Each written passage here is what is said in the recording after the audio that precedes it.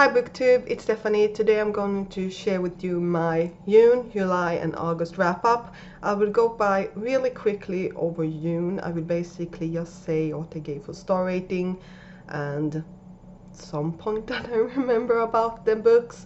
And then, well, July will go by real quick, and then I will do a more traditional wrap up. Something a little bit more like normal for August. The first book that I finished in June was The Tea Dragon Festival by Katie O'Neill. I gave this 4.5 stars and I really enjoyed it. I definitely prefer this one over The Tea Dragon Society. However, you can't really read The Tea Dragon Festival without having read that one. And yeah, I really liked it, and if my library gets the third book, and I think that's also the last book, I will probably pick it up to finish this trilogy off. Next in June I finished Darth Vader's Little Princess, Goodnight Darth Vader and Darth Vader and Friends by Jeffrey Brown.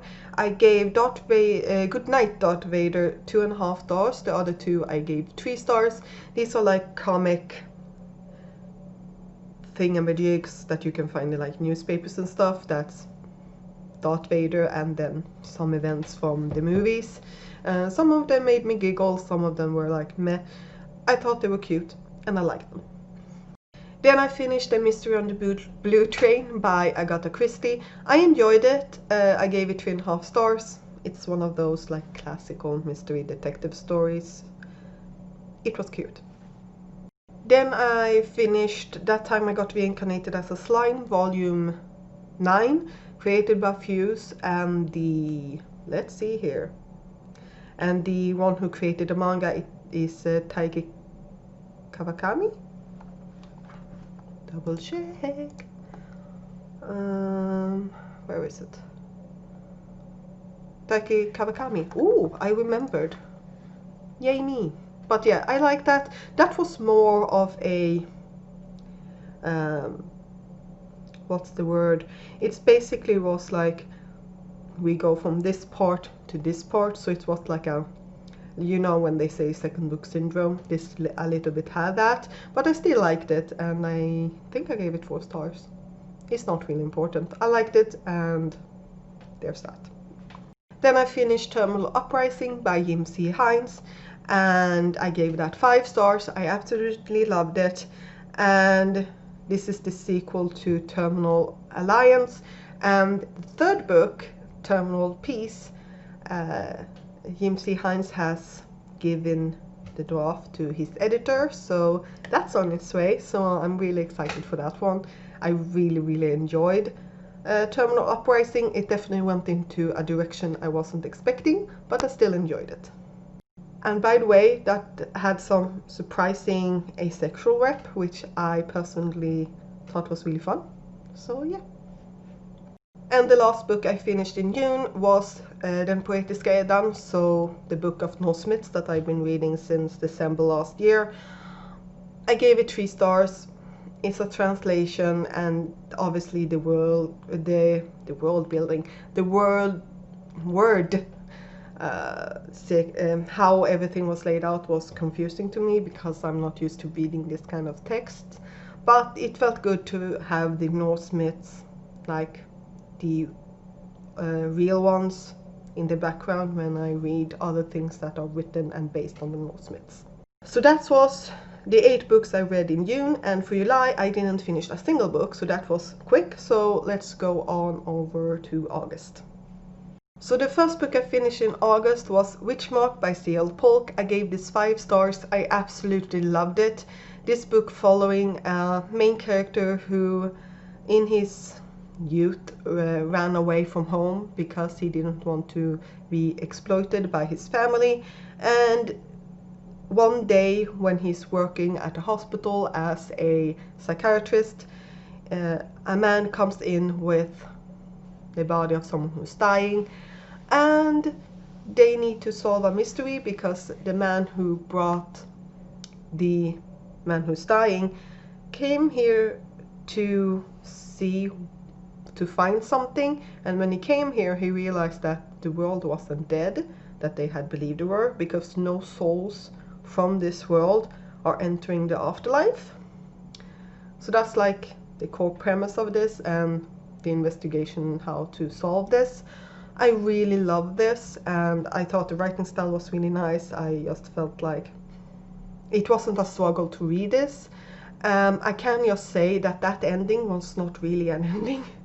Not that it was a cliffhanger or anything, it was just like, you go, okay, oh, oh, no, there's no, it's ending. There's not another chapter. Why? That was honestly the most annoying thing. But I did really like it, and I would highly recommend you looking it up.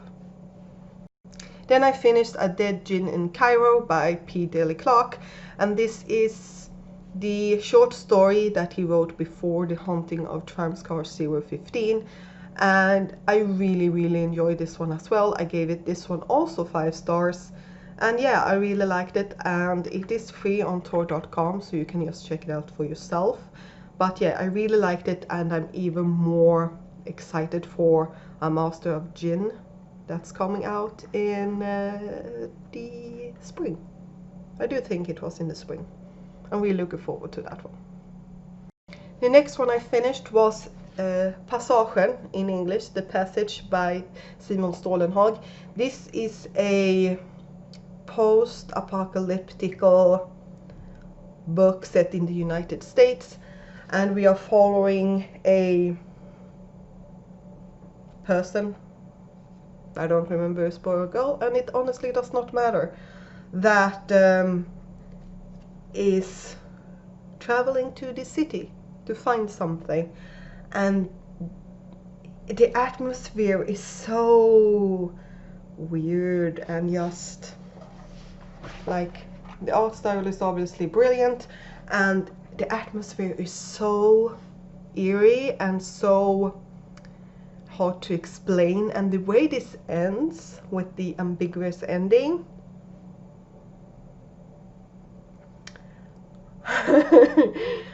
I'm not sure I like it or not, because the ending is very open. Oh, I wouldn't say it's horror or anything, but it gets this like uncomfortable feeling in your stomach, and it's just, yeah, it's a weird one. I did thoroughly enjoy it though, and I gave it 5 stars, if I had not said that already. Next I finished a manga, and that was The Hero is Overpowered but Overly Cautious by Light Tushini. This is about a goddess, this one, who gets tasked with saving a world that's S-ranked, and she gets to summon a hero, and she picks him. But he is overly cautious and needs to be fully prepared for everything, so that's fun. I really enjoy the banter between them. Her frustration over this guy who just basically just like, are we done yet? She's like, are we done yet? And he's like, no. I thought it was funny, and but also this is more like it builds up everything, but it still had a story going. It didn't feel like, so yeah, I need to read this to continue. It did have some substance to it. I gave this 4 stars, and yeah, the second one has come out in Sweden, so I will pick that one up soon. Then I finished That Time I Got Reincarnated as a Slime, volume 10, that's created by Fused, and the manga is created by Taiki Kawakami. This continues on. This one is following when he is trying to find some people that someone cared about. I really can't say anything else because that would spoil the thing, but it also brings up the struggles in between monsters and humans, because for humans, monsters just attack them, and for the monsters it's the opposite. And now Rio is traveling to a country which only have humans. So yeah, I really enjoyed it, and I really can't wait to get the next two. Well, there's actually 16 volume and 5 of them are out, more. So 15 in total are out. So I would like to see if I could get a couple of volumes the next time I get some. But yeah, I really like this, and I gave this 4 stars. Then I finished a library book, and in English it's called Anxious People by Fredrik Backman. And this one is about a hostage situation, question mark. I thought that this was going to be more funny than it was. It definitely started out pretty funny, but it really, yeah, it wasn't, yeah, I did not really care for it. I gave it 1.5 stars. Yeah, yeah, I don't really know what to say about it, because I probably will not really think about this ever again. Sorry. The next one is another book by Swedish authors that I read in Swedish, and that is Väsenologi by Ingela Korsell and Rein Rosenberg. This one is about the creatures in Scandinavian folk tale, and it brings up some of the more... This is the second time with the receipts on this one. For crying out loud. And no, I'm not going to get rid of them for some reason. But yeah, this has some of the more famous creatures from Scandinavian folklore, and I had already read about them because I have read several books about that's like this. But I did enjoy that each of these creatures, this is a milk hare, by the way, they stole milk from your neighbor's cows. And I liked how it went to a couple of things. So it has, afterwards it had a section of a story that the author found about the creature, and then also what it explained and how it explained it. So yeah, I really enjoyed this, and I gave it 4 stars because it had that, as I said, unique element of a story and an explanation of why were people believing in it, or what lesson it was supposed to teach. Next one, White Fragility by Robin DiAngelo. I gave this 1 star, and when I felt like I needed to give it 1 star, I even used Carpile, which is yeast from Book Roast, her how she rates her book. I got 1 star there as well. And unlike the other book that I've given 1 star, which was The Gilded Wolves, that one disappointed me. Otherwise I probably would have given it around 2 stars, but it just disappointed me so completely. This one I didn't really have any expectations for, and it basically, for a lot of it, were like 1.5 to 2 stars, but there were just things that I was just like, what? That, I'm sorry. One thing that she mentions in the beginning is that this is how white fragility works in Europe, United States, and Canada. And but she makes this clear, not New Zealand and Australia. I can tell you that this is not how it works in Europe, like at all. I can't say anything about Canada, but from my point of view, living in Europe, this is completely aimed and centered about black